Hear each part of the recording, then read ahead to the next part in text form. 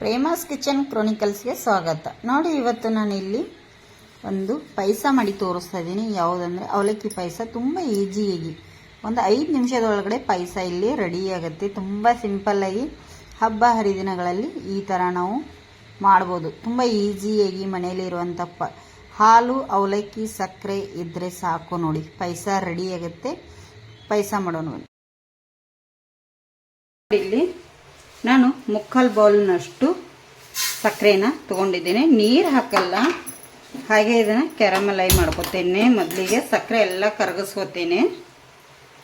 ಈ ಥರ ಇದನ್ನು ಸಕ್ಕರೆ ಕರಗಿಸ್ಕೋಬೇಕಾಗತ್ತೆ. ಸ್ಲೋ ಉರಿಯಲ್ಲಿ ಸ್ವಲ್ಪ ಕರಗಿಸ್ಕೊಳ್ಳಿ. ಕೈ ಬಿಡಲಾರ್ದಾಗೆ ತಿರುಗಿಸ್ಬೇಕು, ಇಲ್ಲಾಂದರೆ ತಳ ಹಿಡಿಯುತ್ತೆ ಇದು.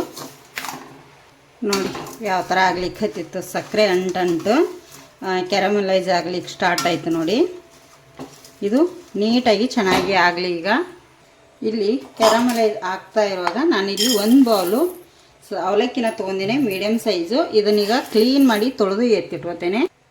ನೋಡಿ, ಇಲ್ಲಿ ಈ ಥರ ಸಕ್ಕರೆ ಎಲ್ಲ ಕರಗಿದೆ. ಈ ಥರ ಮಾಡಿ ಪಾಯಸ ಮಾಡಿದರೆ ತುಂಬ ಚೆನ್ನಾಗಿರುತ್ತೆ.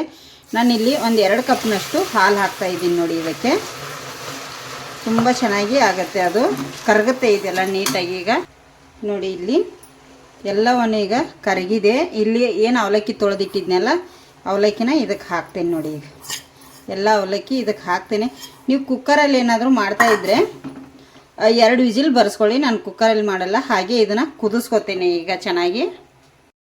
ನೋಡಿ, ಇಲ್ಲಿ ಈಗ ಪಾಯಸ ಇದು ರೆಡಿಯಾಗಿದೆ. ಈಗ ಇದಕ್ಕೆ ಲಾಸ್ಟಲ್ಲಿ ಒಂದು ಸ್ವಲ್ಪ ಏಲಕ್ಕಿ ಪೌಡರನ್ನು ಹಾಕ್ತೇನೆ. ಏಲಕ್ಕಿ ಪೌಡರ್ ಹಾಕಿ ತಿರುಗಿಸಿ ಬಿಡ್ತೇನೆ. ಇದಕ್ಕೀಗ ಒಂದು ಮಸಾಲೆ ತುಪ್ಪದ್ದು ಇದನ್ನು ಮಾಡ್ತೇನೆ. ನೋಡಿ, ಇಲ್ಲಿ 1 ಟೇಬಲ್ ಸ್ಪೂನಷ್ಟು ನಾನಿಲ್ಲಿ ತುಪ್ಪನ ಆ್ಯಡ್ ಮಾಡಿದ್ದೀನಿ. ಅದಕ್ಕೆ ಸ್ವಲ್ಪ ಗೋಡಂಬಿನ ಹಾಕ್ತಾಯಿದ್ದೀನಿ. ಗೋಡಂಬಿ ಸ್ವಲ್ಪ ಬ್ರೌನ್ ಕಲರ್ ಬರಲಿ. ನೋಡಿ, ಇಲ್ಲಿ ಈ ಥರ ಕಲರ್ ಬರುವಾಗ ಸ್ವಲ್ಪ ಒಣ ದ್ರಾಕ್ಷಿ ಕೂಡ ಹಾಕ್ತೇನೆ. ಒಣ ದ್ರಾಕ್ಷಿ ಹಾಕಿ ಫ್ರೈ ಮಾಡ್ಕೊತೇನೆ. ನೋಡಿ, ತುಪ್ಪದಲ್ಲಿ ಚೆನ್ನಾಗಿ ಕೂಡಲೇ ಫ್ರೈ ಆಗುತ್ತೆ ಇದು ಕೂಡ. ನೋಡಿ, ಈಗ ಫ್ರೈ ಆಗಿದೆ. ಪಾಯಸಕ್ಕೆ ಹಾಕ್ತೇನೆ. ನೋಡಿ, ಫೈನಲ್ ಟಚ್ ಪಾಯಸ ರೆಡಿ. ನೋಡಿ, ತುಂಬ ಅಂದರೆ ತುಂಬ ಚೆನ್ನಾಗಿರುತ್ತೆ. ಮಿಕ್ಸ್ ಮಾಡ್ಕೊಳ್ಳಿ ಈ ಥರ. ಈಗ ರೆಡಿಯಾಗಿದೆ. ನಿಮಗೆ ಅವಲಕ್ಕಿ ಪಾಯಸ ಸರ್ವ್ ಮಾಡಿ ತೋರಿಸ್ತೇನೆ.